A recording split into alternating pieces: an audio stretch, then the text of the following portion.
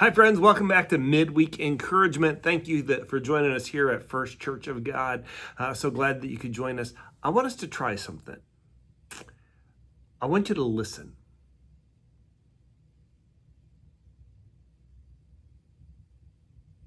What sounds did you notice?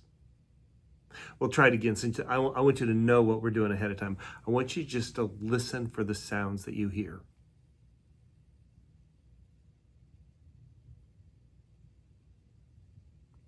Silence can be loud. Right here in this room, I can hear the overhead lights. I can hear a timer on the wall. Sometimes when I'm in here recording, I will hear children on the playground, but it's Sunday morning right now, and they're not in school, of course.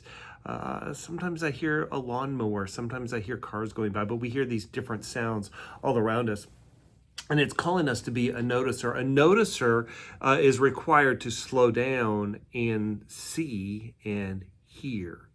We've got to disconnect from our busyness of our heart and our mind. As a noticer, we've got to look at something for a moment. Have you ever noticed the shape of an ear? Look at the shape of an ear. What do you notice? What shape is it? It's broad at the top, narrow at the bottom. Flared forward because sound is coming towards us usually. So spouses, if you say that your spouse doesn't listen to you, you might want to check to see which direction that you are in. Are you in front of them, beside them, in the other room? Because here's what I think. I think that sometimes we talk at our spouse instead of to our spouse. Notice the shape of the ear again. What does it make you think of? Do you see a womb, where a baby is developed? A place where a fetus grows into something or someone? Since the ear is shaped like a womb, what are we allowing to be birthed there over time? Whatever we listen to, good or bad, is conceived, and it will eventually we will give birth to in time. Proverbs 4:23 says, above all else, guard your heart, for everything you do flows from it. A few verses before that, the writer says to turn your ear to my words, turn your ears to the word of God, turn your ears to wisdom. Paul wrote in Romans 10:17, faith comes by hearing, and hearing by the word, through the word of Christ. And if we're to guard our heart, then there needs to be a gate near it. And there is an ear gate. Jesus said, out of the abundance of the heart, the mouth speaks. So we've got to guard this ear gate. If faith comes by hearing, what else comes by hearing? I wonder if buffalo ever hear a discouraging word when they're on the range. What we feed our eyes and our ears gets into our heart, and for some, rather than saying, pardon my French, maybe what they need to say when profanity comes out is, pardon me, I left my ear gate open and those strays got in and have messed up the entire flock. Keep in mind, much of what we see on media is designed to make us feel and not think. If media can get us angry, then our reasoning ability is going to be low.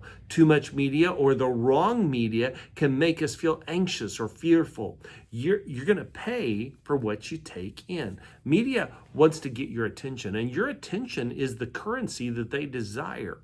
Someone said, if you're not paying for the product, you are the product. So be careful, because social media can be used for good or it can be used for evil. For some, there is an addiction to social media. There's an addiction to the news. There's an addiction to political reports, all designed to get you angry. And so social media and news media and a lot of other media can be an addiction, like a drug. And I think there needs to be an intervention, a fast, a breakaway. Overeating causes obesity. So I think there's an obesity of media. There is an addiction to a media diet. As Christ followers, we need to think about the ear diet that we are on. We don't need to be dumpster diving looking for spiritual food. We have the Word of God, and we have direct access to God the Father because of what Jesus did on the cross.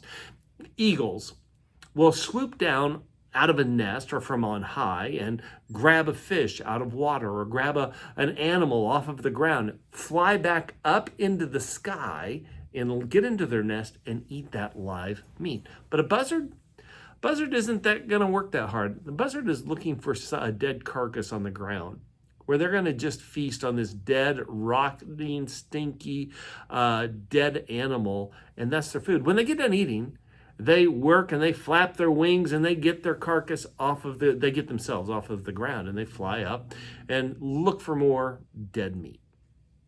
Eagle doesn't have to work that hard. They swoop down. They use what God created in them for flight, and they don't have to flap their wings that much. They don't have to expend that much energy to get back to where they were. Paul said, finally, brothers and sisters, whatever is true, whatever is noble, whatever is right, whatever is pure, whatever is lovely, whatever is admirable, if anything is excellent or praiseworthy, think about such things. I believe sometimes we need to sit down and say, God, what am I thinking about? What do you want me to think about? And focus our eyes on him. I'm learning that when I wake up at 3 a.m. because I can't sleep, that's when God is saying, hey, let's talk.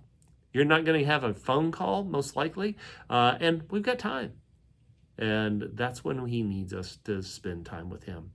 What are you allowing to birth in your ears, and what are you conceiving in the ears of others? Just as secondhand smoke has been proven unhealthy, I think secondhand words can be unhealthy too.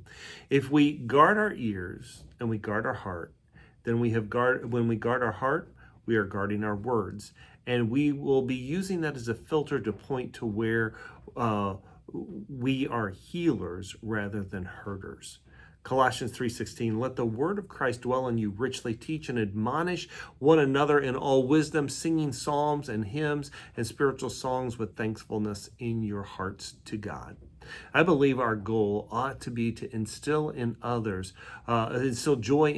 so that they can discover who God created them to be. I desire to make others rich.